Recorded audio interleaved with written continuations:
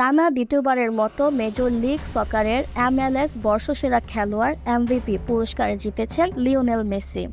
MLS-এর 3 দশকের ইতিহাসে তিনিই প্রথম ফুটবলার যিনি পরপর 2 মৌসুমে এই সম্মান অর্জন করলেন। এর আগে 2025 মৌসুমের MLS কাপে সেরা খেলোয়াড় নির্বাচিত হন আর্জেন্টাইন এই মহাতারকা। নিয়মিত মৌসুমে ইন্টার মায়ামি সাপোর্টার শিল্ড জিততে না পারলেও প্লে অফে দুর্দান্ত পারফরম্যান্সে ক্লাবটিকে এনে দেন প্রথম MLS কাপ শিরোপা।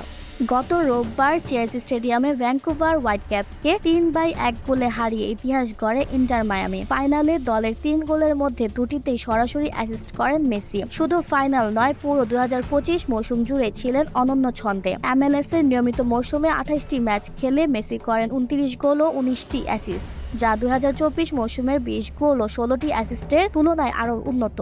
যদিও এবছর ইন্টার মায়ামি নিয়মিত মৌসুমে পয়েন্ট তালিকায় তৃতীয় স্থান থেকে সাপোর্টার শিল্ড হাতছাড়া করে। প্লে অফে 6 ম্যাচে মেসি করেন 6 গোল ও 9টি অ্যাসিস্ট। এর মধ্যে MLS কাপ ফাইনালে ছিল জোড়া অ্যাসিস্ট। রেকর্ড করা এই মৌসুমে টানা 9 ম্যাচে অন্তত 3টি করে গোলে সরাসরি অবদান রাখেন তিনি, যা MLS-এর ইতিহাসে নতুন রেকর্ড। পাশাপাশি এক মৌসুমে 10টি ম্যাচে একাধিক গোল করার কৃতিত্বও করেন মেসি।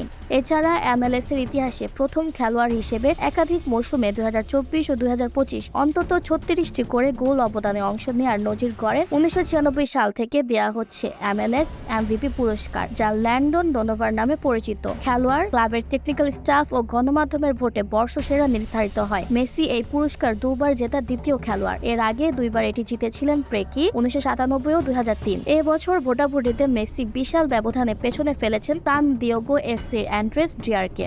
গণমাধ্যমের কাছ থেকে তিনি পেয়েছেন 83.05% ভোট, খেলোয়াড়দের কাছ থেকে 55.17% ভোট, ক্লাবগুলোর কাছ থেকে 73.08%। সব মিলিয়ে মেসির গড় ভোট প্রাপ্তির হার 70.43%, যেখানে ড্রেয়ারের প্রাপ্তি মাত্র 11.15%। ইসরাত জাহান, সবুজ বাংলাদেশ।